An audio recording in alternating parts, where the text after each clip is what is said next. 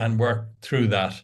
And as was said, we'll do it in three parts, so we can pause and and take questions or comments, and particularly to make sure that it meets your needs as well too. So to push it in directions that you feel might be useful.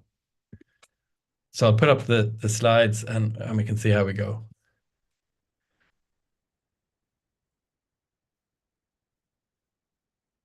That's visible for people? Yep, thanks. Okay, so the idea today was to look at three questions: equality data, the potential of equality data, and engaging with equality data initiatives. And I suppose there's three questions. What are we talking about? Why are we talking about it? And how do we take action in relation to it? And after each of these sections, we can pause and see if there's any comments or questions or reactions. The two sources in particular that I would draw from, one is the European Commission and the other is the Council of Europe. The European Commission has done very important strategic work on equality data through their high-level group on non-discrimination, equality and diversity, which brings the member states together, which has an equality subgroup. And they produced initially guidelines on improving the collection and use of equality data, which is, I think, an important strategic document in relation to making progress on this issue.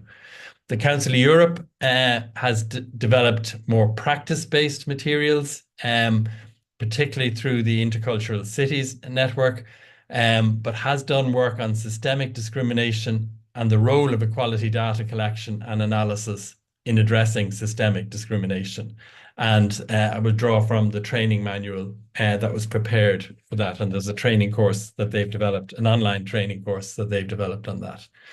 So we look at the what, the why, and the how, and we'll draw from these two source documents in doing that.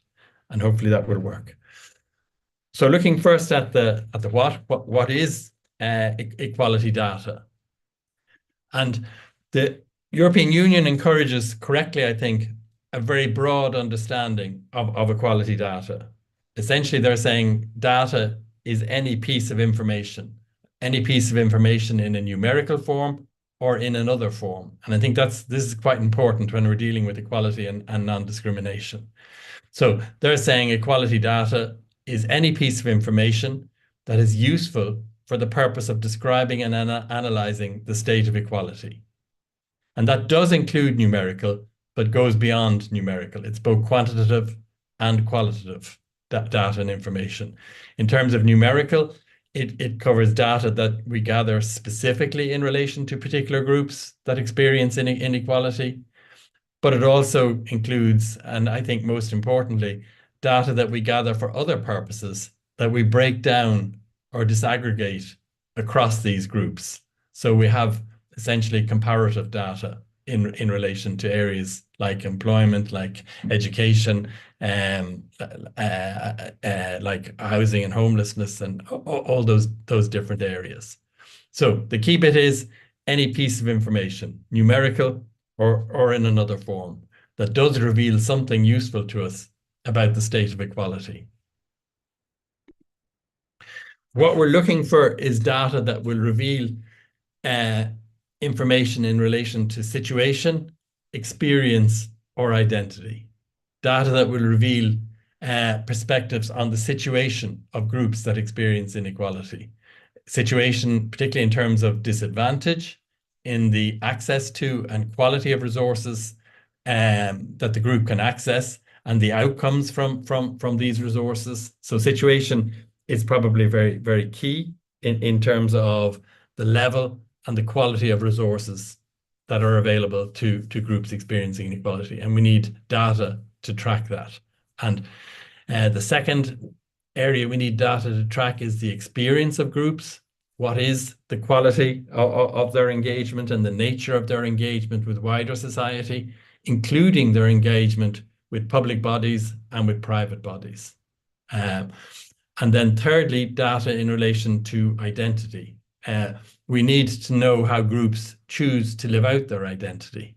We need to know if there's any lack of recognition for diversity and these practical implications of diversity.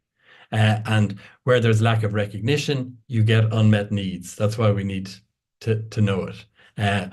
So we need to know the situation, so we respond appropriately and adequately to disadvantage. We need to know experience, so we can respond adequately and appropriately to negative experiences, which tend to be the norm, unfortunately. And we need to know about identity, so we can know and understand specific needs and adapt for specific needs and respond to specific needs. The purpose of equality data collection, I think, is important to specify. And it's interesting, in a lot of the documentation, there is an emphasis on its purpose is to empower groups that experience inequality. Usually we talk about it in terms of an evidence base for policy making or an evidence base for organizational practice. But the core of it has to be to empower those who experience inequality, to empower them as actors in the process of data collection, that this is a process of learning together, not the powerful learning about the powerless. It's about people learning together. Empowerment in terms of access in a process that should bring about change as well too.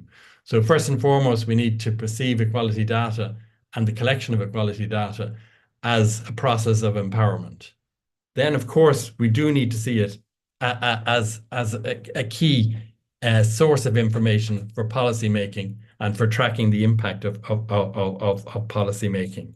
And that evidence base from which to create policy, from which to implement policy, and from which to evaluate policy is quite crucial to ensure that policy is free from discrimination and that policy also has a positive impact on inequality and redresses inequalities. Likewise, we need equality data to shape organizational practice at the level of the organization and outcomes from organizational practice, so that we need data as to create the conditions for equal outcomes from organizational practice. Equal outcome in terms of employment, equal outcomes in terms of service provision, equal outcomes if it's a policy-making organization in terms of policy beneficiaries. And then thirdly, and underpinning a lot of this, it is about monitoring and responding to issues of discrimination, including sexual harassment, and failure to make reasonable accommodation. And that is important in terms of a key purpose, to understand, track, know about, respond to issues of discrimination, create the conditions for equality and achieving full equality in practice. In looking at, and this is where the Values Lab idea comes in that was mentioned, in looking at the collection of data, it's important that it is values-led.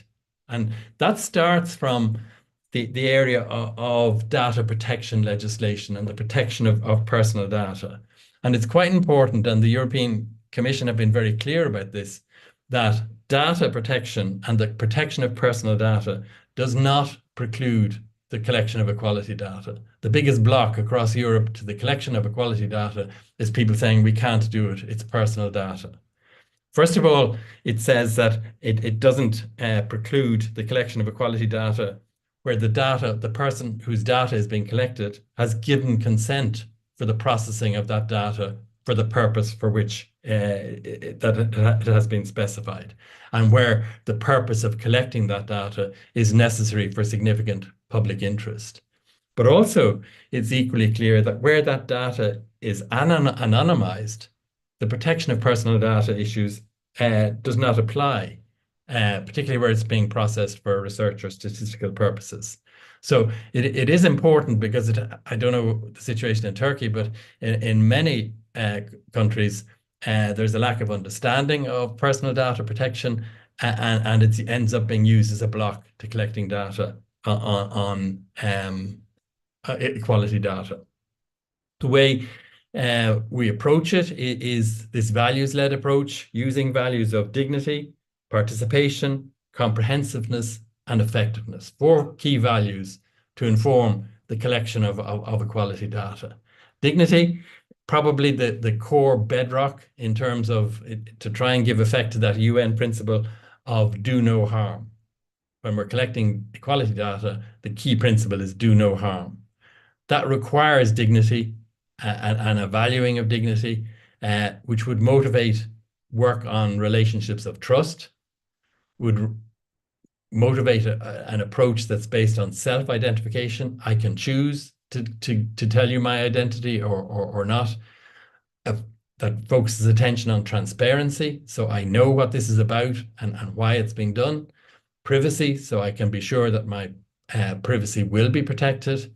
And accountability, so that there is, if things go wrong, there is an accountability. So dignity is bedrock, particularly self-identification and transparency, but also privacy, accountability, and relationships of trust are absolutely central. Or I don't self-identify. That we've made progress in Ireland on some equality data, but still people fear to self-identify. And if we don't build a relationship of trust, if we don't take an empowering approach, if we don't value dignity, we don't get the data. The second one is second key principle or value, sorry, is participation. I can't participate if I don't know what the data is being used for. So the provision of information is crucial to participation, but the processes of co-production and consultation are key. That this is a process of collaboration. We produce the data together. We consult in the development of the data. Consult in terms of, well, what are the questions we need to ask and what is the data we need to answer those questions. And that in valuing participation, we must also enable participation. So we need to strengthen the collective voice of those who are the subject of equality data collection and analysis, and we need to respect their expertise. Then there's the value of comprehensiveness. Equality data needs to be holistic. It needs to cover the full range of policy fields because they all interconnect. It needs to be broad. It needs to cover the full range of grounds where inequality is being experienced. And that is important because all these grounds intersect. So we don't get that intersectional element if we don't capture the full range of grounds. And it needs to be multi-layered. So we need data at the organizational level. We need data at the level of specific communities, those groups experiencing inequality. We need data in relation to the wider population, broken down so that we can get comparative perspectives. And then finally, the value of effectiveness. We will only get at good equality data if there's good inter-organizational or interinstitutional cooperation. We'll only get it if there's broad stakeholder engagement. We'll only get it if resources are invested in this. Staff are trained in the collection of data and the use of data in terms of quantitative and qualitative approaches.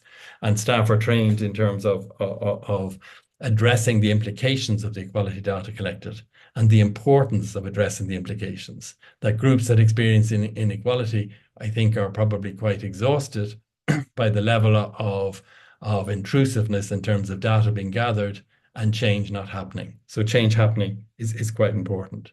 So as a frame for equality data, dignity is crucial. Participation and co-production and consultation is crucial. Comprehensiveness is crucial in terms of being holistic and broad. Effectiveness is crucial in terms of investing in this, training people in this, and achieving outcomes from this. So there are challenges in this, that across the board, equality data and information gathering is limited and is often inaccessible, that we don't have access to all the equality data that is being gathered. And that's why we need that value of effectiveness and that area of inter-organizational cooperation. But we have a deficit here, and that is impeding effective responses to discrimination and inequality. There is a challenge, I think, to create a shared understanding of equality data and a shared understanding of the need to engage with equality data across various organizations. And that needs leadership and that needs resources. And the European Union work has shown there's a lack of awareness of the importance of equality data that needs to be addressed, but also there's a lack of investment in the gathering of equality data that needs to be addressed as well.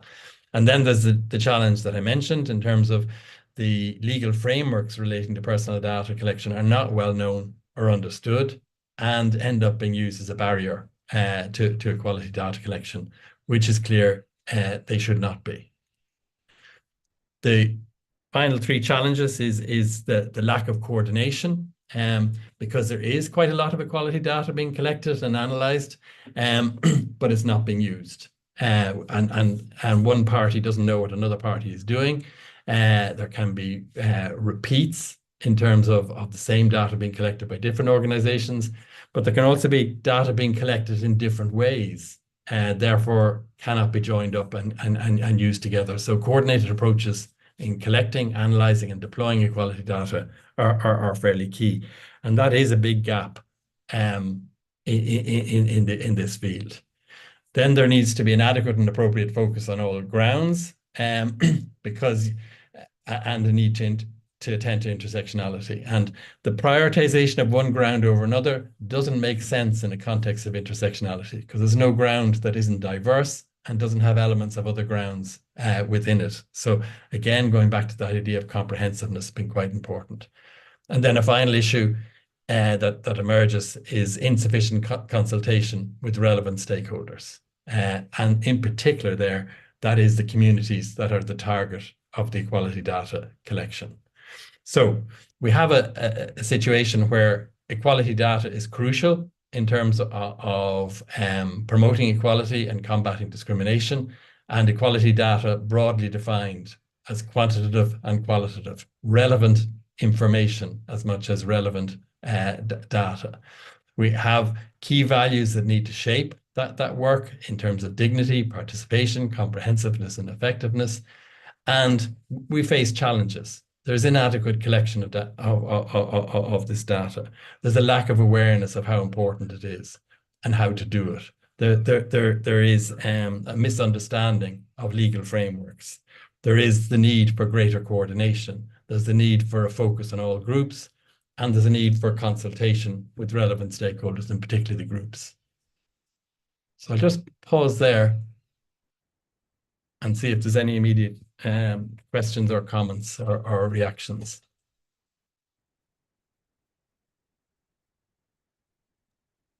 Was that clear for people and useful?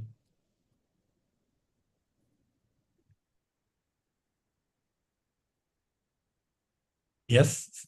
I'll excuse my poor pronunciation, but Selen?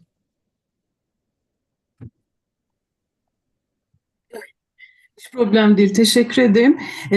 Dedi ki Neil bir değişim meydana gelmemişse, yani bir sonuç elde edilememişse bu veri toplayanları yıldırabiliyor. Bu böyle mesela biz haber, yani ben bir gazeteci olarak bakıyorum. Mesela haber yorgunluğu diye bir şey var. Böyle hep aynı şeylerin etrafımızda tekrarlanması ve artık onlardan bıkmamız gibi. Burada acaba bir veri yorgunluğundan mı söz ediyoruz? Yani birbirini tekrarlayan, her zaman çok da işimize yaramayan bazı böyle rakamlarla dolu veriler de karşımıza çıkabiliyor. Ayrıştırılmadığı için bunların içinde çok boğuşabiliyoruz. Böyle veri yorgunluğu diye bir şey var mı? Varsa siz bunu nasıl tanımlıyorsunuz? İlk sorum bu. İkincisi, çok data iyi data mı demek? Yani hani birinci kaynaklardan veri topladığımızda bazen daha küçük örneklemlerle çalışabiliyoruz. Kaynaklarla bağlantılı tabii bunun sebebi. Ama bunlar mesela bütün o fotoğrafı, büyük fotoğrafı görmemize engel olur mu? Yoksa bu çerçeveyi daha da mı genişletmek zorundayız? Bir de üçüncü bir şey hemen söylemek istiyorum. Ee, Toplumsal cinsiyete dayalı, yani eşitsizliğe dayalı verileri toplamak da işlemek de bence çok zor, çünkü çok karmaşık. Çünkü özellikle yaşadığımız çağda, ki biz buna hani çoklu krizler çağı diye hep söylüyoruz, hep bu kavramsallaştırmayı kullanıyoruz. Birbirinin içine geçmiş pek çok problem var. Örneğin işte biz çocuk yaşlı evlilikler konusunda çalışıyoruz ama bunun işte iklim kriziyle de etkisi var, göçlerle de, engellilikle de, bir sürü başka konularla da, ekonomiyle de ilgisi var. Bu konuda veri toplamanın zorluk, yani çok zor olduğunu biliyorum ama daha hani çok pratik bir bilgiye ihtiyacım var. Yani bu kesişim alanlarında veri toplamanın pratik yolları ve araçları neler? Size bunu da sormuş olayım. Bir de Okay. And finally, çok affedersiniz, hazır yani sorry. tekrar söz almamak için So, başka final question. başka kaynaklardan, So, kurumlardan veri other sources. topladığımız zaman When we collect from other sources, other veri organizations, doğrulama, şu an so verifying this data. çeviri sesi. Pardon Alev, ses bir şey oldu. Türkçe İngilizce çeviri karışıyor. Bir tekrar Şimdi düzeldi galiba. tamam, düzeldi, evet. Şunu sormak istemiştim son olarak. Kamu kurumlarından, başka kurumlardan veri toplayacağımız zaman veri doğrulama diye bir şeye de bazen ihtiyacımız olabiliyor. Yani kamu kurumlarının elinde çok, mesela Türkiye İstatistik Kurumu var, devletin resmi istatistikleri tutan kurumu. Ama hani güvenilir değil, çok güncel, çok yaygın ve kapsayıcı dataya oradan ulaşamıyoruz. Veri doğrulama konusunda da hani daha ilerisi için kullanabileceğimiz araçlar var mı? Sizi dinlerken bunlar aklıma takıldı. Çok teşekkür ederim. Niye cevap vermeden önce gerçi yaklaşık 5 soru gibi aldık Selen'den ama buna benzer nitelikte eklemek istediğiniz sorular varsa bunu alabiliriz. Bu arada yeni gelen arkadaşlarımıza da hatırlatmak istiyorum. Sesiniz kapalı, o yüzden el kaldırarak söz alırsanız biz o koordinasyonu sağlayacağız. Bahar var. Bahar'ın da sorusunu alalım isterseniz. O şekilde yanıtlayalım. Merhabalar, sesim geliyor mu acaba? Evet, duyuyoruz. Tamam, kameram kapalıymış, hemen açıyorum. Ben Bahar Melek Dizdar, avukatım. Adana'da avukatlık yapıyorum. Bizim Toplumsal Cinsiyet ve Hukuk Çalışmaları Derneğimiz var. Ve burada biz veri toplamaya çalışıyoruz. Aslında veri alanında çalışan bir dernek olmaya çalışıyoruz. Bu alanda uzmanlaşmaya çalışıyoruz. Bu noktada da bizim hazırlamış olduğumuz 3 tane rapor var. Bir kadına yönelik şiddet raporları hazırlıyoruz. Bir kasten öldürme, bir kasten yaralama ve bir de cinsel dokunulmazlığa karşı suçlar raporu var. Öncelikle bunu hemen kısaca anlatacağım. Biz bu verileri baroların avukat atama sisteminden, belki herkes bilmeyebilir, bir CMK diye bir zorunlu avukat görevlendirme sistemimiz var. Oradaki verilerden oluşturduk, ancak biz de bu süreçte göstergelerin belirlenmesiyle ilgili bazı sıkıntılar yaşadık. Mesela engelliliği kesişimsel olarak işte uyruğu dahil etmeye çalıştık. Hem belki hukukçu başka arkadaşlar varsa kendi barolarında yapabilirler diye bir öneri olsun istedim. Hem de şunu sormak istiyorum. Göstergeleri belirlerken veri toplama aşamasında biz neleri toplayabiliriz? Yani toplumsal cinsiyet eşitsizliği, biz yargıdaki eşitsizliği ortaya koymak istiyorduk. Bu amaçla bir çalışma yapmaya çalıştık. Fakat bu göstergelerin belirlenmesinde dayanak alabileceğimiz ya da temelini teşkil edebilecek bir öneriler var mıdır? Yani ben bunu sormak istedim. Göstergelerimizi nasıl daha etkili bir şekilde belirleyebiliriz? Teşekkür ederim. Çok teşekkürler. Ben bu oturum için süremizi aşmamak adına son bir soru daha alıp toplu olarak Nil'e soruları devredeceğim. Bu arada bir şey daha söylemek istiyorum. Belki bundan sonraki oturumda bahsedeceği konular olabilir Nil'in. O zaman o bölümde de belki cevap hakkı doğabilir. O yüzden onu da hatırlatmış olayım. Banu söz istiyor. Banu Dalaman. Ona da verdikten sonra ben bu bölümdeki soru kısmını kapatacağım izninizle. İngilizce mi konuşayım Seda, yoksa Türkçe mi? Her ikisi de olur. Çevirmenimiz var.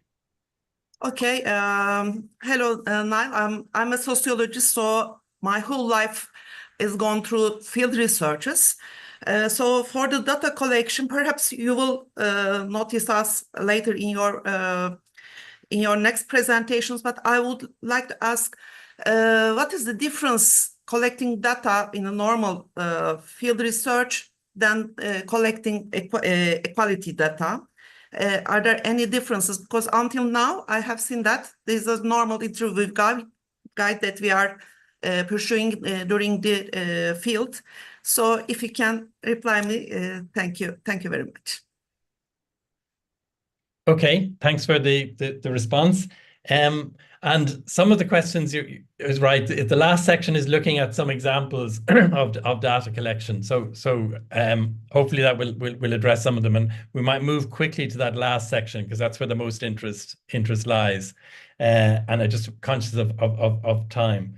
But certainly data exhaustion is an issue and is a problem. And we've got to take care of that. I think one of the ways of dealing with it is co-production of data and consultation around it, and co-design of the process. That helps. Another one is, yeah, we've got to see the data used, all right, and that's a problem. If the data has to be used, but feedback is very important. The data might have been used but not had an impact, but if I hear, well, at least it was responsible for an effort to achieve change, that helps. So I think co-production, use of the data, and feedback from the data collection process are quite important. What happened as a result of this data collection? In terms of a lot of the other ones that relate to the final section, so I won't go into them in detail. But in terms of big picture, I think it's always important to break down the big picture in that way, that the big picture tends to leave out diversity. We tend to lose sight of groups, and we don't capture particular experiences or particular issues. The issue of indicators, I'll touch on in the last one. It is a key one in terms of what is the question we ask, what is the data we gather, what do we measure in a way. Now, to some extent, that'll come out of the issue that's being explored, but a lot of it increasingly is coming out of the process of research, or the process of data gathering itself as well, that it can get fine-tuned in that way. And again, we're going back to co-production of data being quite important. And co-production of data is also about co-production of indicators as well. And certainly, yes, the field research of sociologists very often is about the collection of equality data. There's no doubt about that. And the real challenge, though, is to bring together all the different, and we'll talk about that in the last section, bring together the different strands of equality data collection, because there is a lot happening, all right, in that way. But we don't bring it together in a way, and that probably was the biggest issue that came out of the work of the European Commission on the issue. So maybe I'll go quickly through the middle part, because it's the last part that clearly interests people, and move to the last part. Would that work for people? And then see if I've picked up the issues in the last part, and if not, to make sure we have a bit of time to talk them out. Okay.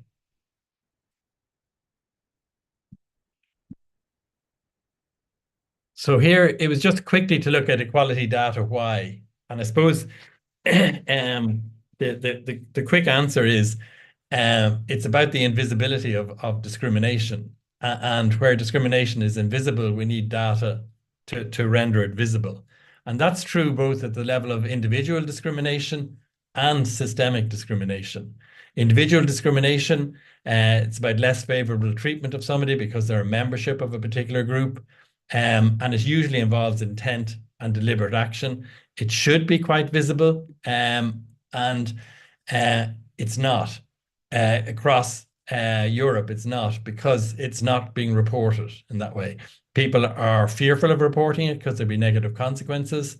People don't bother reporting it because they think nothing's going to happen, nothing will change. This is the way it has always been. People don't trust the bodies to whom they have to report. That's not the body's fault, but it's the experience of people in terms of statutory bodies. There can be a lack of awareness about rights, and there's a lack of resources in that way. But individual discrimination, despite being quite intent-based, quite deliberate, can be invisible. And we need equality data to make it visible. And only in making it visible can we stimulate action to prevent and eliminate individual discrimination. We need to enable reporting by encouraging advice, by provision of encouragement, advice and support for people to make complaints, creating systems that they trust through which to make complaints.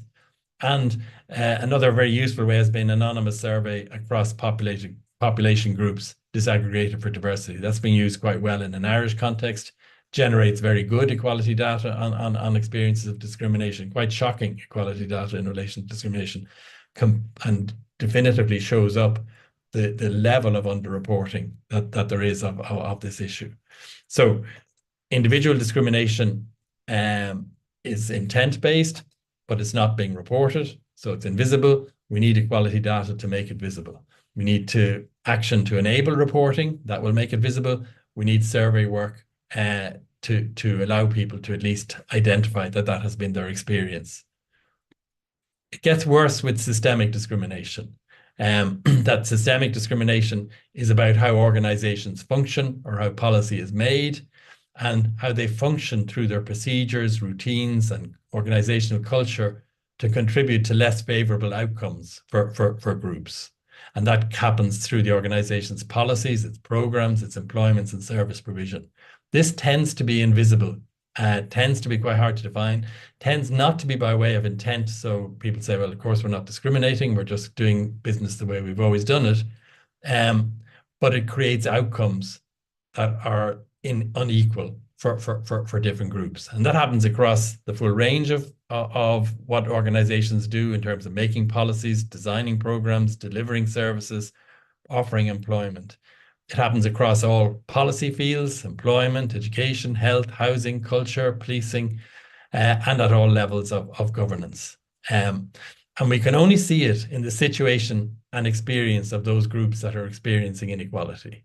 It's only in these unequal outcomes that we can see that systemic discrimination is happening. But the problem there again is, in the absence of equality data, we can't see those outcomes. So systemic discrimination stays invisible, and the outcomes are not tracked. And if they're not tracked, then systemic discrimination, it's not only that systemic discrimination remains invisible, that any responses or attempt to deal with systemic discrimination can't be evaluated. We don't know if it's working. And worst of all, then, policy to address the impact of systemic discrimination, inequality, in other words, unequal outcomes, lacks an evidence base. Therefore, it's inadequately targeted, and therefore is inadequately designed in a way. So here again, we need equality data in terms of organizations themselves having equality data systems. So they collect data on their employees, they collect data on their service users, they collect data on their policy beneficiaries, they take action to identify if systemic discrimination in particular is happening through research and survey work and through engaging and talking to people. Dialogue is actually quite important. And they have processes to prevent it in terms of reviewing organizational performance and assessing the impact of the decisions. But again, they need equality data. They need equality data to make it visible. They need equality data to check their systems, procedures and practices and shift their procedures and practices. So I've rushed that bit a little bit because I think it's the third bit that people are most interested in, but it's the why of it. And it's the fact that if discrimination remains invisible and the lack of equality data renders it invisible, it's hard to generate effective responses to the discrimination, but also effective responses to redress the impact of that discrimination. That's particularly important where it's systemic, which is very invisible, except in the outcomes for groups, but also in individual in context of high levels of underreporting. So equality data work is crucial. And just pause very briefly there to see if there's questions, and we might keep the main questions to the final section. Did I go too quickly on that, or is that clear for people?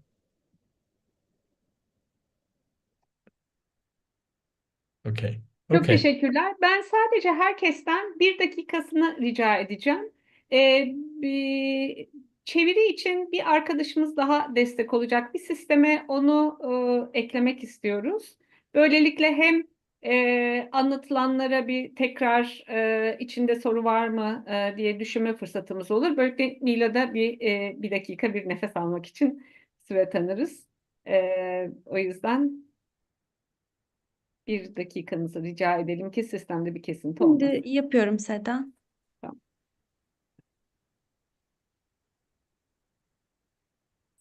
Sanırım güncelledim. Tamam, çünkü Alev her iki tarafa da çevirdiği için ona da bir nefes alacak süre tanımak istedik. Çok teşekkürler, hallettik sanırım. Evet, böyle çok hani bunu sormazsam bir sonraki bölüme geçemem diyen varsa bir soru alalım. Yoksa örnekler üzerinden devam edip sunumun sonunda alalım soruyu. Ne dersiniz?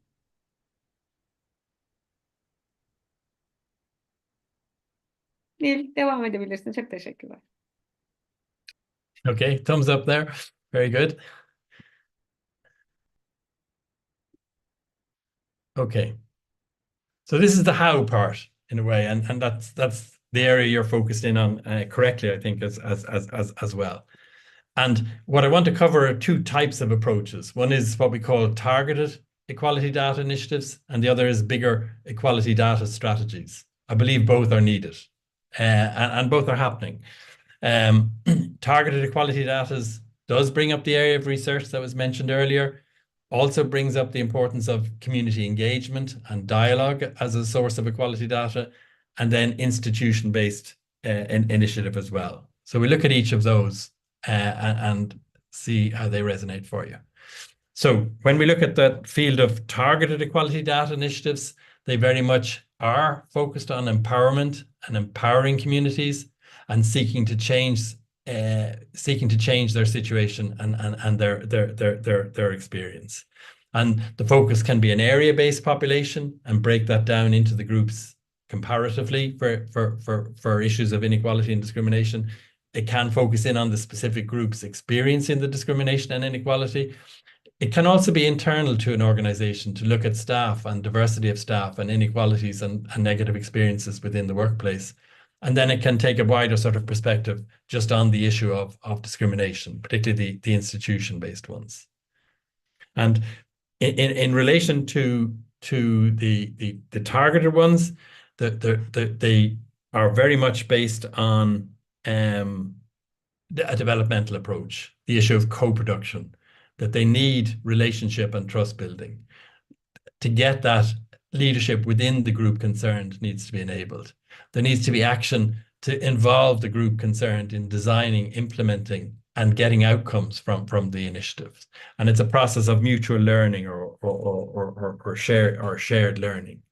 So targeted equality data initiatives are very focused on empowerment and change, are very focused on co-production. And they can involve building a knowledge base through research or through institutional development, or community engagement, 2 different strands of it in a way. So let's look at each of those. So in terms of research that got referenced earlier, and it is hugely important, and studies and surveys on discrimination and inequality are a key source of equality data. The purpose is to give an evidence-based picture of the reality of systemic discrimination in particular and its impact, and to inform and enable action for its elimination. And that bit is important. It's not just painting the picture, it's also pointing to how to change this picture. And it can involve generating new equality data, or in a lot of instances, it's about gathering the equality data that's there and analyzing it and making sense of that. Surveys are hugely important as well.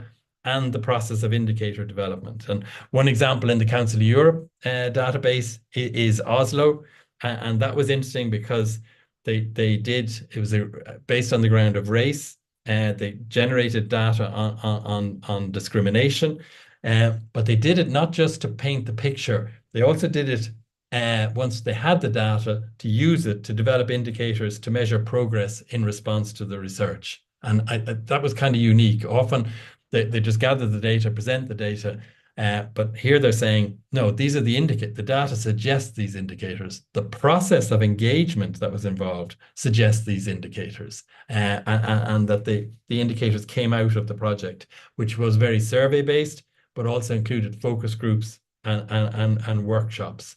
And key to it was a new understanding of the issue emerged from that research, but most interestingly, a common language to discuss and develop responses to the issue. So that work in indicators was really central in giving a common perspective on how do we measure progress, what does progress look like, and how do we talk about this and work towards it.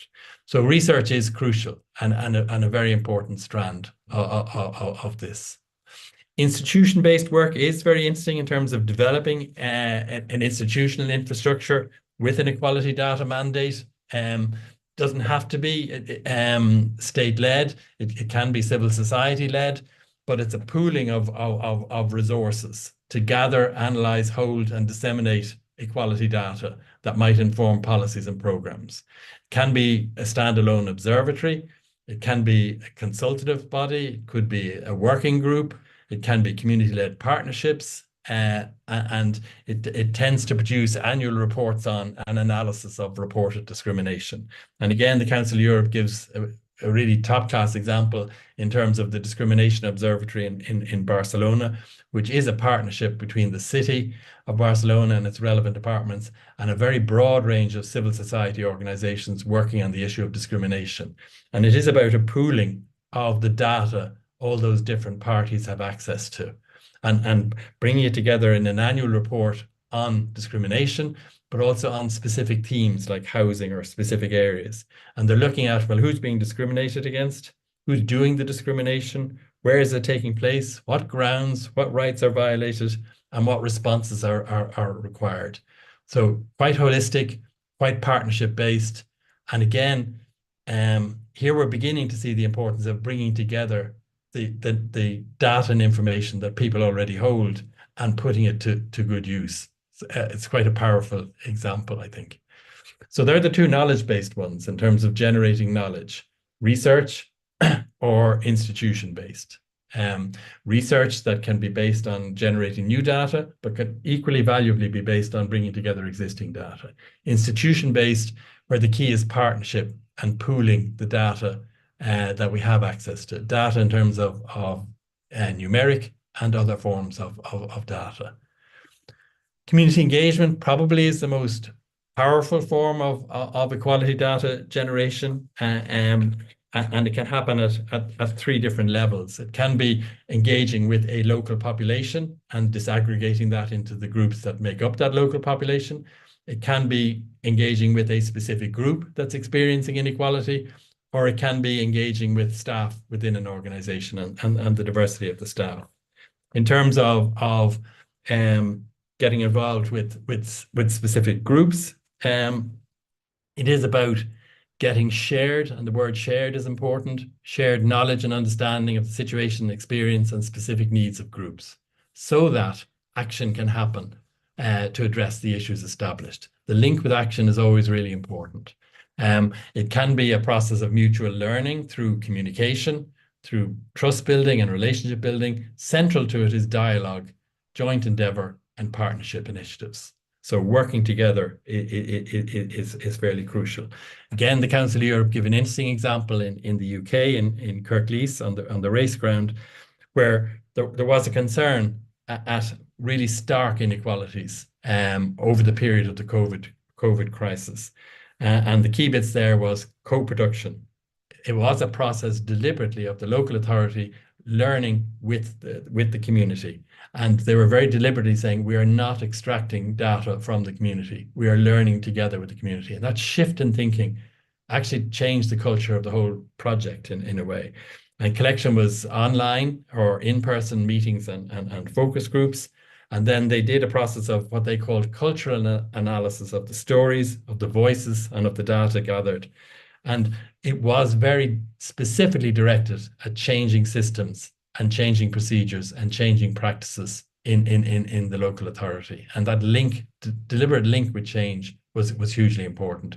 But the co-production was central, and that shift from extraction to co-production was really important. Then you have, in terms of local populations, you need to get what is the reality in this territory, whatever the size of the territory is, to find out what are the gaps between groups in this territory, and how do we then respond to these gaps through policy, through programs, through resources. Again, that can be research, using existing data or generating new data. But some of the interesting examples relate to hearings on issues of inequality. And again, there was an interesting example in Montreal where a commission was convened to organize a hearing on issues of systemic racism. And those hearings involved public events and private focus groups to try and get data to mobilize knowledge and get progress on this issue. One of their big themes was move more quickly on equality data. They looked for population data to be gathered and analyzed every 3 years to inform the development of city policies and interventions. And that data was of a comparative nature. So they got data on the local population. They were able to compare what's the experience or comparative situation of Black and minority ethnic groups, and therefore what needs to be done to shift those gaps. And again, quite an interesting approach in that it was about mobilizing knowledge to enable, right at the start of the process, to enable an accurate definition of the problem and identify what's the question we need to ask, what's the data we need to gather, how do we measure progress. So again, that indicator development, very central to it, from the question asked to how do we measure progress. But that was a process of dialogue and co-production, which I think is kind of interesting and really positive. Finally, then, in relation to staff, it's about knowing the diversity within what can be very large organizations in the public and private sector to inform recruitment, promotion, and workplace policies and initiatives. It needs confidence building, it needs communication, it needs dialogue with staff, it needs engagement with staff networks to build confidence in the process, to self-identify so that staff surveys can pick up different situations, different experiences. Where are the diversity of people in our organization? Are they here at all?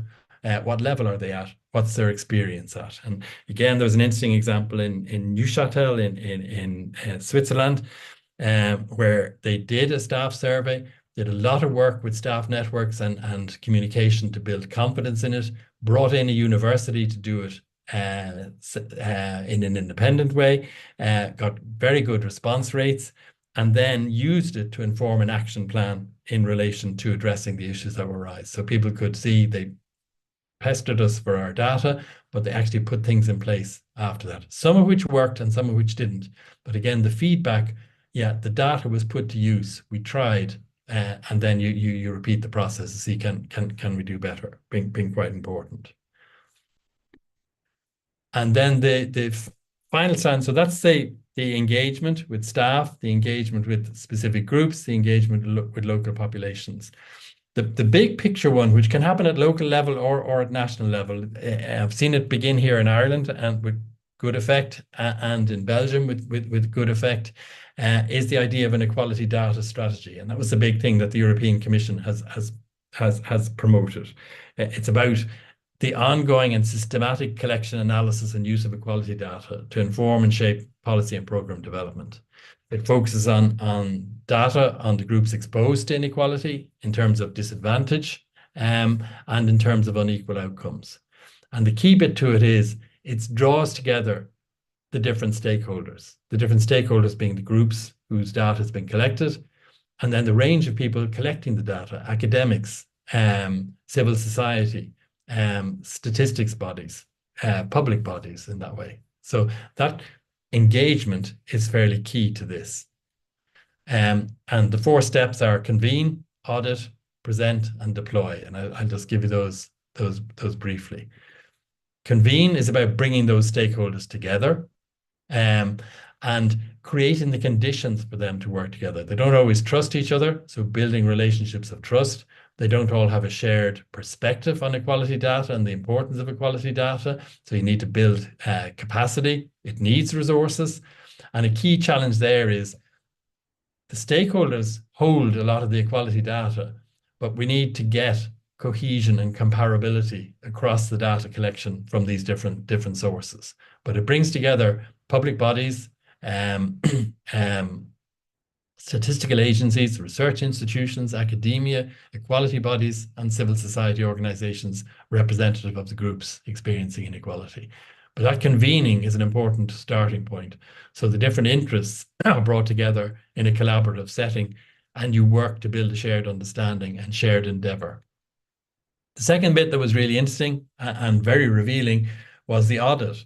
What is the equality data that's out there? Who's involved in it? What grounds does it cover? What policy fields does it address? How is it gathered and done? So that audit of what we have and how it's gathered, the nature and quality of the process is kind of interesting when you talked about verification. They do look at that, all right, in terms of can we trust this data? And the key source of this is the working group itself, because they are the holders of this equality data. The process of audit involves a survey and involves interviews. And the findings are reviewed to see, well, what are the gaps? What are the inadequacies? And how can we improve this? So the first bit of the audit is that it tells us what's there, it evaluates what's there, and tells us how we need to improve it. So that's the first part of the strategy. The second part of the strategy is making the data that's there available in a way. So creating what they call an online equality data hub, which gathers the data gathered and identifies the sources and becomes an accessible source of the equality data that's available, and also presents the recommendations made as well. And that's something that needs to be updated on an ongoing basis. But making the existing data available probably is one of the biggest contributions under these equality strategies, and that's quite important.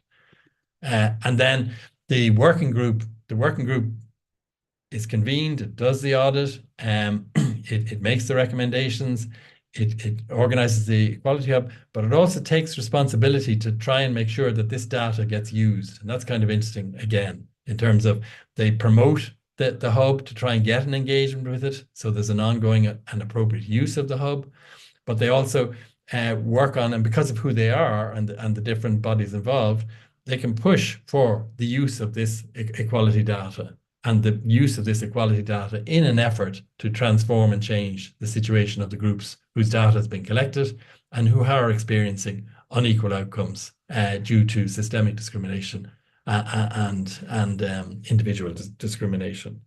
So that's the picture, really, in terms of interventions that are more hands-on and interventions that are more strategic. Hands-on in terms of knowledge-based to get research, knowledge-based to build institutions that gather what's there at a local level, and then community engagement that are dialogue-based to generate knowledge and data.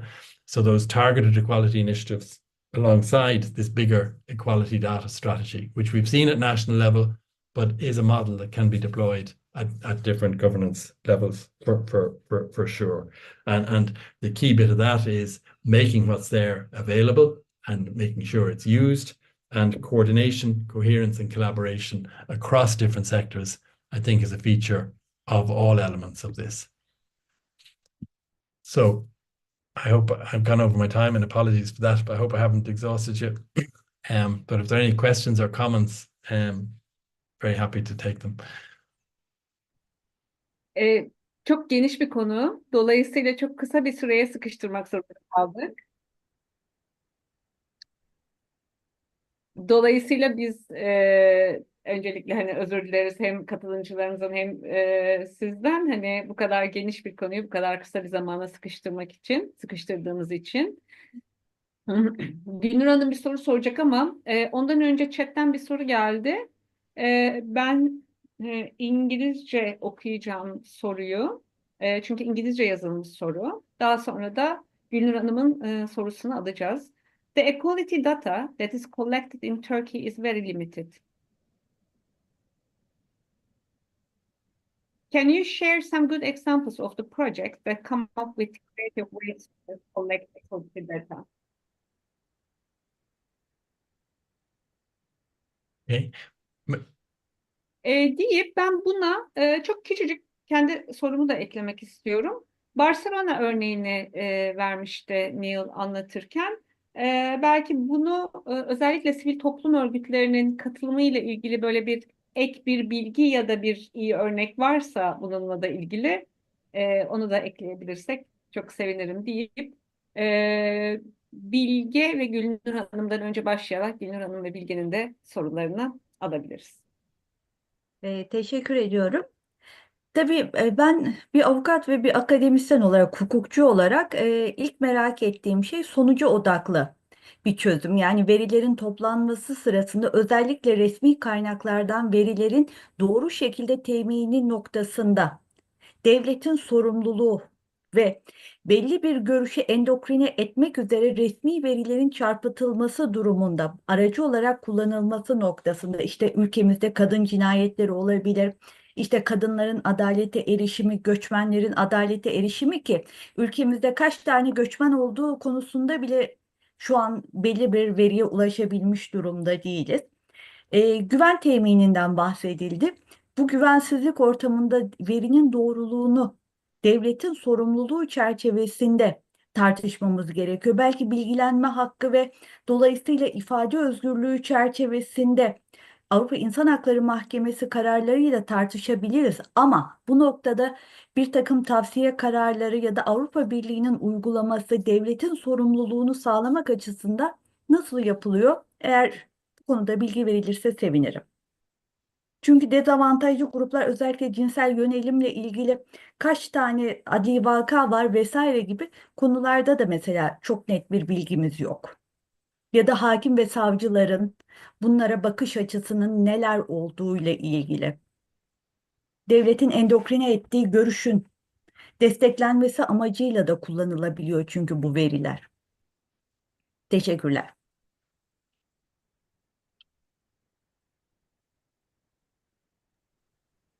Bilge'nin de sorusunu aldıktan sonra cevap kısmına geçebiliriz. Pardon, cevap unuttum bir saniyelik. Şöyle ben sadece şunu soracağım. Biliyorum Belçika'da ya da işte İrlanda'da da üniversite yüksek lisans öğrenciler aslında son verilerin analizleri konusunda ya da işte ya bu çalışmaların sivil toplumlar örgütleriyle birlikte çok iç içe çalışıyorlar. Türkiye'de böyle bir şey var mı çok bilmiyorum. Ama bu nasıl yani üniversiteler daha çok nasıl bu işe dahil edebilir? Ben bunu sormak istiyorum.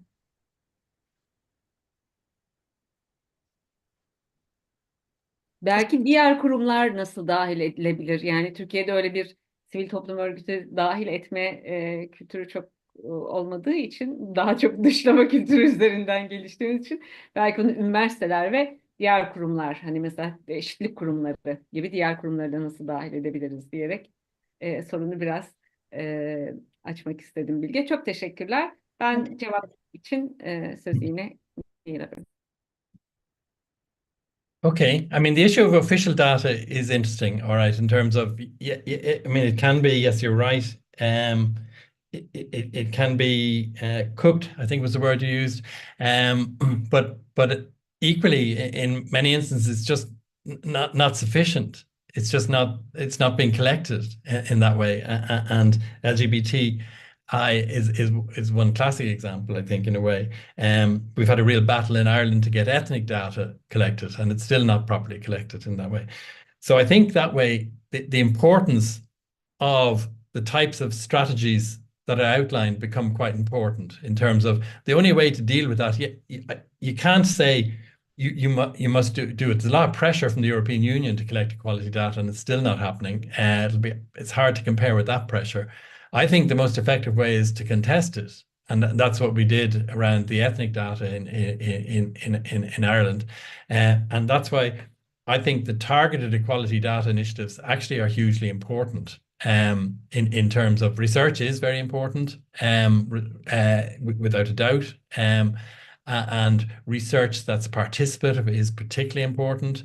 But the targeted equality data initiatives, with their emphasis on collaboration and co-production and shared learning, can be really rich and powerful, and can build up a body of evidence that you can have confidence in, and that can be used to contest official data, can be used to contest, it can be used to make the arguments as well, which is probably the most important, because we can have data battles in a way, but the real battle is to get change in context of inequality. And I think in that, the other bit as well too is to keep in mind that that broad definition of data in terms of, yeah, it's numeric, but it's also other forms of information, and that can be hugely important in areas like LGBTI, where it is very difficult to get accurate data. In some ethnic groups in Ireland, it's very difficult to get accurate data as well, and therefore that use of information as well as data can be hugely important in that way, and has a legitimacy as well that should be recognized. But I do think that issue of civil society leadership, academic leadership, hugely important in creating bodies of equality data that you can have confidence in. And yes, that fragmentation that you talked about is very real, and we do have to work to overcome that. We have to work to overcome that everywhere, I think, in that way, that there is some cooperation here, but there's competition between universities, there's fragmentation between universities and civil society, and yet they are key parties, and the equality body should be more involved in that way. So that is a big challenge to get those initiatives going. One of the things the equality body did in Ireland, which was interesting and has been very fruitful, it developed, because of the issue of lack of resources, it developed a partnership with what's called the ESRI, which is a research institute, and they've developed over years a program of equality data collection, largely research that makes use of existing equality data and brings that together in an accessible way. That in the Irish context has been a huge resource, not always used, but a huge resource. The other bit is to get it used. But that partnership, I think, was hugely important. In terms of creative collection, it lies in the area of targeted initiatives, and I think it also lies in the area of particularly community engagement in initiatives. I do think they're hugely important, and because they're not so clearly academic, they can lack credibility, and yet they are legitimacy, and yet they are hugely credible in terms of their dialogue basis being so important. They're focused on shared learning and co-production being so important. And I think there civil society has a huge leadership role to play in relation to developing those projects and drawing other players into it as well too. So you can give it legitimacy, so you can build angles onto it in terms of yeah, I'm gathering the data, now what are the indicators? I'm gathering the indicators, now where do I need to push these to, so that bodies responsible will take up these indicators and track progress. But I think the creativity lies in those targeted initiatives, particularly the community engagement ones. I do really like the Barcelona Observatory. There are one or two other examples like that. And it took the two sides though in a way, because the municipality had the resources, so they were able to convene it, and they had an openness to civil society, which is quite important. But then there was quite a wide range of civil society in the city who were generating good data from their work and their services, particularly their work on discrimination and their dealing with people who had experienced discrimination, not all of whom took cases. So they were able to get they're able to get quite accurate data, which has improved over years. The other bit is sustaining it is quite important, and building it is quite important. That once off doesn't work. I think you do need to build it. You do need to build confidence in it. You do need to get more people coming forward. You do need to so the full picture emerges in that way. So hopefully that captures some of those. All right. But a key bit is fragmentation is a big issue in this area, and bringing the different actors together, as you seem to have done today, I think is hugely important, because it's in that collaboration that allows for creativity, mobilizes the resources, and this is an area that, you're right, does require creativity.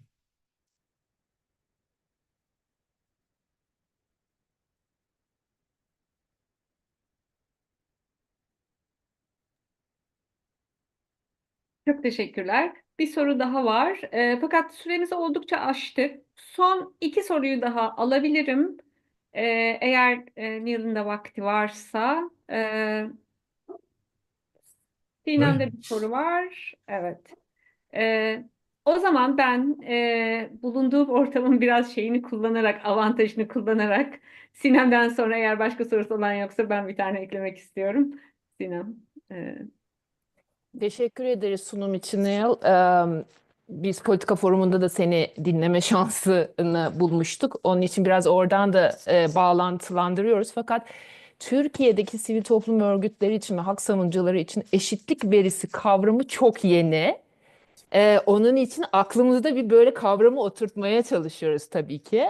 Çünkü tam da senin söylediğin gibi biz ihlali, şiddeti, ayrımcılığı, ötekileştirmeyi ve suçu aslında izliyoruz. Bunu kanıt temelli savunuculuk için politikalar değişsin diye, uygulamalar değişsin diye, daha iyisi olsun diye özneler hakları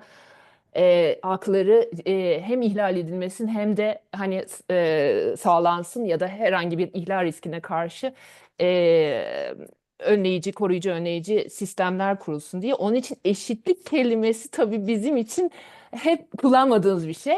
Eşitsizliğe doğru baktığımız için, ayrımcılığa baktığımız için. Ama doğru mu duydum, anladım ya da böyle kavramsallaştırmamız doğru mu diye aslında sana sormak istediğim şey.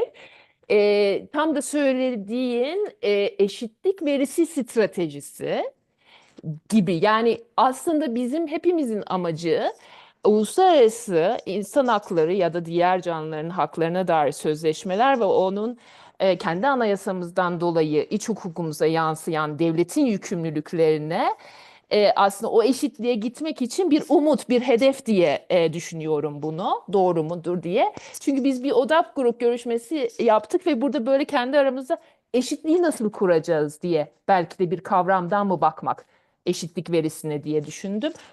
Öteki durumda çünkü şöyle bir sorunsalımız da var, çok bahsedildi. Resmi veriler manipülasyon, eksik ve zayıflık içeriyor ve bu resmi veriler hep aslında eşitliği gösteriyor. Yani olanı gösteriyor, başarılmışı gösteriyor, şunlar yapıldığı gösteriyor. İhlali, suçu ya da ayrımcılığı göstermiyor. İşte biz de tam oraya baktığımız için bu eşitsizliğe bakmaktan da vazgeçmemeliyiz gibi bir hissediyorum. Yani bunun bir arada giden yollar olduğunu düşünüyorum. Doğru bir yerden mi kavramsallaştırıyoruz? Biraz karışık da anlatmış olabilirim. Ama söylediğim gibi biz daha yolun çok başındayız. Onun için bize en azından bir yol açtın, bir patika gösterdin. Oradan da gitmeye cesareti olan bir grup var burada. En azından benim tanıdıklarım açısından. Teşekkür ederim. Ben soru eklemiyorum. Teşekkürler. Son soru ve cevabı alıyoruz. Okay. That's really interesting in terms of, first of all, yeah, we collect data to achieve change. And that's a big thing that for a lot of, sometimes in Ireland, a lot of the data conversations were just about data in a way. And it was very tedious and off-putting. Whereas it's shifted now, it's a lot more, yeah, data for change in a way. But then you're right. You have to know what we want. Change to what. we're quite clear about change from what, but change to what is a key question. So we're quite clear about inequality, but what does equality mean? And it goes back to the question about indicators as well. We can't answer the question around indicators unless we know change to what in a way. So I think exploring the concept of equality and developing a shared understanding of that is key to any equality data strategy, all right, without a doubt, in terms of, yeah, this is the problem, but I want to measure progress towards the solution. So what's the solution in a way? So that actually, I think it's the key strand of discussion. I think you're spot on there. All right, I agree completely. And that shift from what do we not want to what does success look like, and how do I measure success, and how do I measure the gap between where we're now at and success? And that's the key data, really, in a way. That data will always be a contest, in terms of where it's happening here in Ireland at the moment is around housing and homelessness. And it gets really annoying sometimes in that we have a major homelessness problem here, and you have all these organizations fighting about the quality of data. And you're saying, for heaven's sake, look, let's talk about what does success look like and how do we get success. But they're still right in a way. But it is important to, that's why the targeted equality data initiatives are so important, is to develop those types of civil society, academia-led initiatives that are participative, that are co-production, and that have a huge validity for that reason, and therefore can serve as a counter to inaccurate data or gaps in data in that way. But a lot of it is based on, yeah, we need to know more about the problem, but we want to know more about the problem to move towards the solution. So we have to have some sense of the solution, and we can only get that from dialogue as well, in a way that can't be defined for.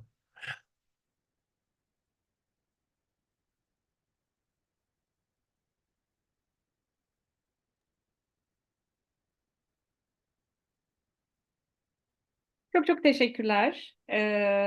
Sunum için, çeviriler için çevirmen arkadaşlarımıza, Alev ve Işıl'a çok teşekkür ediyoruz ve tüm katılımcılarımıza günün bu saatinde işlerinden ayırıp katıldıkları için. Ama bu tartışmaların sonunda şunu görüyoruz. Aslında bir tartışmanın sonunda değil, başındayız. O yüzden de daha gidecek ve tartışacak çok konu var, öğrenecek. O yüzden de biz bir takım çalışmalar halihazırda yürütüyoruz. Niall'ın sunumu sırasında gösterdiği ilk iki kaynağın bir kısmını, tamamını değil ama bir kısmını Türkçe'ye çevirmeye çalışıyoruz ve bunun yanı sıra bununla ilgili oluşturulmuş bazı temel kaynaklara, özellikle 2016 yılında yazılmış Eşitlik Verisi ile ilgili bir manuel var. Ondan seçtiğimiz kısımları mümkün olduğu kadar etkiniz desteğiyle de size çevirerek dağıtmaya ve paylaşmaya çalışacağız. Bunun yanında veri toplayan örgütlerin ihtiyaçlarına yönelik küçük bir anket çalışması ve odak grup çalışmaları başlattık biz de. Eşitlik politikalarını desteklemek üzere, ayrımcılıkla mücadele etmek üzere veri toplarken ne gibi sorunlarla karşılaşıyoruz ve temel ihtiyaçlarımız neler? Onun da linkini chat'e koyuyorum. Eğer doldurmak isteyen örgütler varsa çok memnun oluruz ki bundan sonra yapacağımız çalışmalara yol göstermesi açısından. Son olarak Nedir'in de içinde katkı sunduğu, biraz önce bahsettiğimiz kaynaklar haricinde bir de Eşit Haklar İçin İzleme Derneği olarak Türkçe'ye kazandırdığımız eşitlik kurumlarının ırk ve etnik ayrımcılıkla mücadeledeki rolüne ilişkin bir rehber var.